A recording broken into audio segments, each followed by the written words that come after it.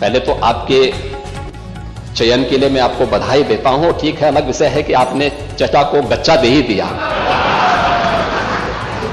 चचा बेचारा हमेशा ही ऐसे ही मार खाता है, उनकी नियति ही ऐसी है, क्योंकि भतीजा हमेशा भयभीत रहता है। महिला संबंधी अपराध से जुड़े हुए ज्यादातर मामलों में समाजवादी पार्टी से डायरेक्ट या इनडायरेक्ट जुड़े हुए लोग उसमें इन्वॉल्व पाए जाते हैं।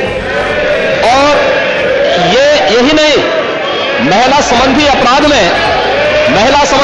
में ये उस पीढ़ी का प्रतिनिधित्व करते हैं, ये उस पीढ़ी का प्रतिनिधित्व करते हैं जिस पीढ़ी ने जिसने कहा था कि लड़के हैं गलती कर देते हैं। ये महिला सुरक्षा की बात क्या करें। महिला और बाल अपराध संबंधी अभियोगों के निस्तारण में देश में प्रथम स्थान है। लगभग हमारे 98% से अधिक मामलों का निस्तारण करने में उत्तर प्रदेश आज देश का वह पहला स्थान रखता है। और मैंने जो पहले भी कहा, घरेलू हिंसा से पीड़ित महिला के लिए 181 की एक सर्विस है और 1090 बाहर महिला संबंधी अपराध के लिए जब कोई घटना घटित होती है तो कोई महिला कॉल करती है तो उस पर तत्काल सेवा उन्हें उपलब्ध होती है। इन सबको इंटीग्रेट करने का काम भी 112 के साथ इंटीग्रेट करने, 181, 1090 और 112 को भी इंटीग्रेट करके अगर कहीं भी सूचना आ रही है उस सूचना को संबंधित तक भेजने के साथ ही उसको तत्काल रिलीफ मिल सके, इसके लिए भी यहां पर कार्य किया गया है। यही नहीं, प्रदेश के अंदर एक महिला थाना हर जनपद में स्थापित करने के साथ साथ एक अतिरिक्त थाने की जिम्मेदारी भी महिला थानाध्यक्ष को उपलब्ध करवाया गया है। और हर थाने में जो प्रदेश के अंदर 1585 थाने हैं, इन 1585 थानों में महिला हेल्प डेस्क अलग से बना करके एक व्यवस्था बनाई है। और 2020 से हमारी सरकार पूरे प्रदेश के अंदर मिशन शक्ति के एक अभियान को आगे बढ़ा रही है। मिशन शक्ति के अंतर्गत पिछले 7 वर्ष में हम लोगों ने लगभग 1.5 लाख पुलिस कार्मिकों की भर्ती की है प्रदेश के पुलिस बल में। और मुझे बताते हुए प्रसन्नता है कि 17 के पहले जितनी भी भर्तियां हुई उन सभी को अगर हम जोड़ लें तो कुल 10,000 महिला पुलिस कार्मिक भर्ती हुई थी। लेकिन 17 से लेकर के 22-23 तक जो भर्तियां हुई, इन भर्तियों में प्रदेश में 20,000 से अधिक महिला पुलिस कांस्टेबल की भर्ती करने में हमें सफलता प्राप्त हुई। यानी आजादी के 70 वर्षों में जितनी भर्ती हुई थी महिला, उससे दोगुनी भर्ती अकेले 5 वर्ष के अंदर हमने पुलिस महिलाओं को यहां पे भर्ती किया। पुलिस की भर्ती में उनकी 20% हॉरिजॉन्टल आरक्षण की व्यवस्था उन्हें प्राप्त हो सके, इसको अनिवार्य रूप से प्रदेश के अंदर लागू किया। लखनऊ, गोरखपुर और बदायूं में महिला पीएसी की बटालियन के गठन की कार्रवाई को भी आगे बढ़ाया। लेकिन जो पुलिस कार्मिक महिलाएं भर्ती हुई थी वे केवल एक कांस्टेबल के रूप में ऑफिस के कार्य को या थाने तक ही अपने को सीमित न रखे, बल्कि महिलाओं की सुरक्षा के साथ साथ शासन की योजनाओं को महिलाओं तक पहुंचाने के लिए उनकी प्रतिभा का लाभ समाज ले सके, इसके लिए प्रदेश के अंदर 10,000 से अधिक महिला बीट स्टेशन स्थापित किए गए, महिला पिंक बूथ की स्थापना की गई और यह भी व्यवस्था लागू की गई कि ये महिला बीट पुलिस अधिकारी हर मिशन शक्ति के अंतर्गत वहां पर जाएंगी, वहां पर सप्ताह में एक बार जाकर के महिला संबंधी घरेलू हिंसा का हो या बाहर की सुरक्षा से जुड़े हुए कोई मुद्दे होंगे, इन पे तो चर्चा करेंगे ही, इससे संबंधित समाधान भी निकालेंगे। लेकिन इसके अलावा महिलाओं से संबंधित, उनकी सुरक्षा से संबंधित जो भी या उनकी स्किल डेवलपमेंट से संबंधित या उनके स्वावलंबन से संबंधित कौन सी स्कीम केंद्र या राज्य सरकार की है, इनसे भी गांव की महिलाओं को अवगत कराएंगे। और ये मिशन शक्ति का एक कार्यक्रम प्रदेश के अंदर लगातार ये जारी है और इसके बहुत अच्छे परिणाम भी हम सबके सामने देखने को मिले हैं। इस सरकार महिला सुरक्षा के प्रति पूरी तरह गंभीर है और उस गंभीरता का परिणाम ही है कि प्रदेश के अंदर इस सरकार ने आने के बाद सबसे पहले शोधों पर लगाम कसने के लिए जो कार्रवाई की एंटी रोमियो स्क्वाड का गठन, उसका एक उदाहरण है। और मुझे बताते हुए दुख है कि एंटी रोमियो स्क्वाड का जब हमने गठन किया था सबसे पहले समाजवादी पार्टी ने इसका विरोध किया था, उसने विरोध किया था। मुझे बोलने में भी कोई संकोच नहीं है कि महिला संबंधी अपराध से जुड़े हुए ज्यादातर मामलों में समाजवादी पार्टी से डायरेक्ट या इनडायरेक्ट जुड़े हुए लोग उसमें इन्वॉल्व पाए जाते हैं। और यही नहीं, महिला संबंधी अपराध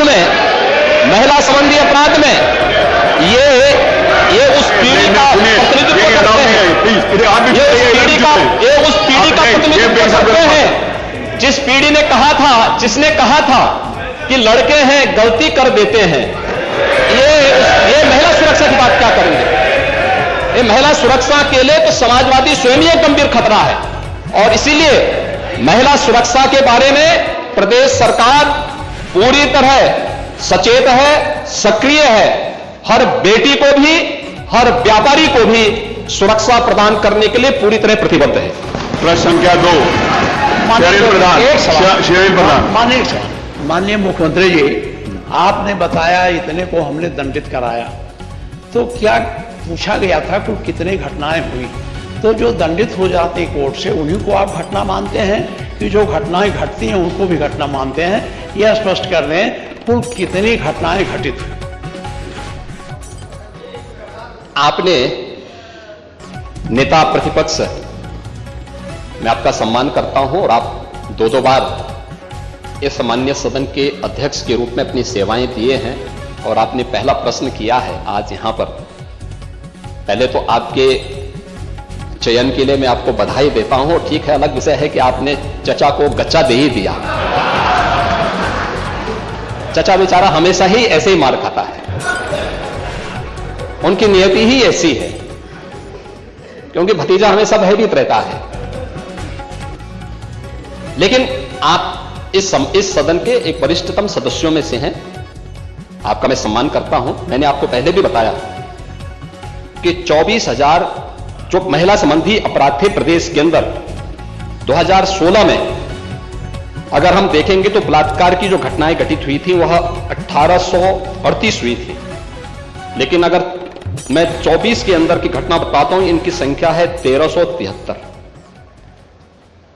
और मुझे लगता है ये घटनाएं बताती है 25% से अधिक की कमी इस बारे में बताती है कि अपराधी आबादी तो बढ़ी होगी इस दौरान, और आबादी बढ़ने के क्रम में अपराध कम हो रहा है, नियंत्रित हो रहा है।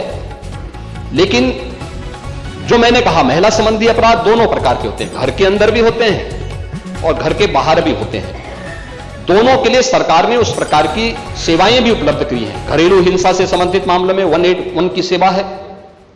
घर के बाहर की सुरक्षा के बारे में जागरूकता पैदा करने के लिए और उन्हें सुरक्षा उपलब्ध कराने के लिए तत्काल वो कॉल कर सके, इसके लिए 1090 की सेवा उन्हें उपलब्ध कराई गई है।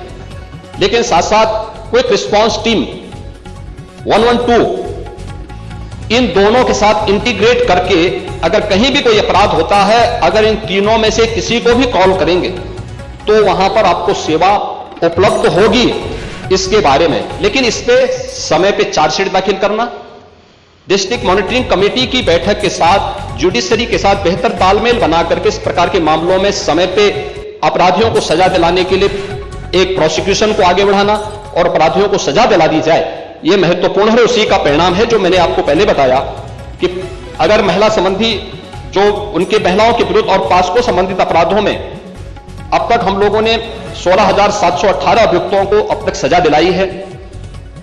इसमें से अगर आप देखेंगे 2121 को हम लोगों ने मृत्युदंड, 1,713 को आजीवन कारावास, 4,653 को 10 वर्ष या उससे अधिक का कारावास और 10,331 को 10 वर्ष से कम की कारावास की सजा दिलाई है।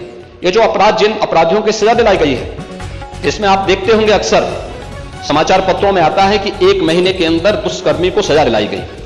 ये प्रोसिक्यूशन को फास्ट करने, समय पे चार्जशीट दाखिल करने का परिणाम है। नहीं तो होता क्या है, जब हम लोग इसमें लापरवाही बरतते थे, सरकार संज्ञान नहीं लेती थी, विभाग संज्ञान नहीं लेता था, लोकल स्तर पर संज्ञान नहीं लिया जाता था, अपराध बढ़ते थे और फिर इनको हल्केपन से लेने का दुष्परिणाम क्या होता था कि हर ऐसा अपराधी स्वच्छंद होकर के अपराध भी करता था और फिर समाज उसके बारे में देखते हुए भी उसके खिलाफ कार्रवाई नहीं कर पाता था। लेकिन आज अपराधी के मन में भय है और उस भय का परिणाम आज हम सबके सामने देखने को मिल रहा है कि उत्तर प्रदेश का जो ई प्रोसिक्यूशन पोर्टल है वो देश के अंदर नंबर 1 पर है और उत्तर प्रदेश इस मामले में ऐसे अपराधियों को सजा दिलाने के लिए, महिला संबंधी अपराधियों को, जो भी ऐसे अपराधी हैं उनको सजा दिलाने में